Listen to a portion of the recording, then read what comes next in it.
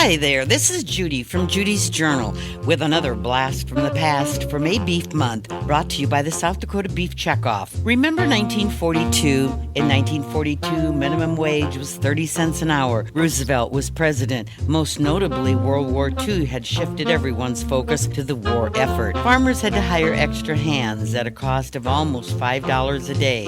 Families were on food rations to make sure our troops had the supplies they needed.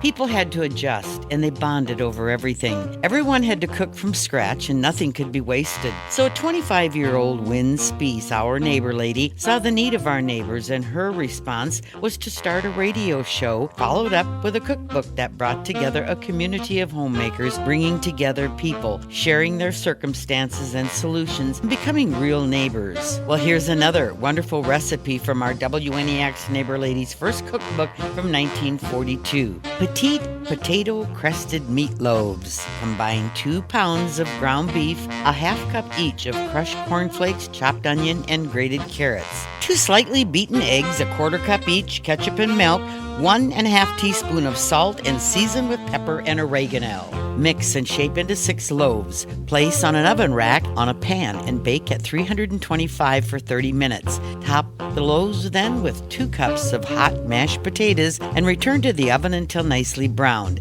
This recipe was sent in by Mrs. Harvin Hare. And here's another Did You Know segment from a book sent in by Mrs. Nicholas Alcott from Parkston. Lemons, she said, will yield nearly double the amount of juice if heated thoroughly before squeezing. South Dakota Beef, our past, our present, and future. Brought to you by the South Dakota Beef Industry Council and your Beef Checkoff.